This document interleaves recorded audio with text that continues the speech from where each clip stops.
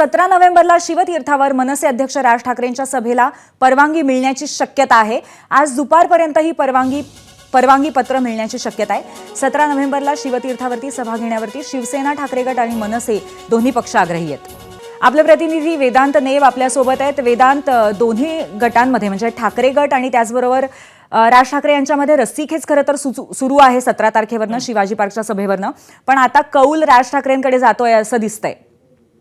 ज्या प्रकारे माहिती अधिकाऱ्यांकडून मिळते पूर्वी त्यामध्ये 17 नोव्हेंबरला दोन्ही ठाकरे आग्रही होते की शेवटची संध्याकाळची जी सभा आहे ती शिवाजी पार्कवर घेता यावी आणि 18 तारखेला प्रचार म्हणजे दुपारी प्रचार बंद होईल त्याच्या आधी ही सभा म्हणजे मोठी सभा असणार आहे। मात्र ज्या प्रकारे माहिती महापालिकाकडून मिळते किंवा अधिकाऱ्यांकडून मिळते त्यामध्ये असं सांगण्यात येते की पहिला जो अर्ज आहे तो महाराष्ट्र नवनिर्माण सेनेकडून शिवाजी पार्क मैदान मिळावा यासाठी देण्यात आला होता।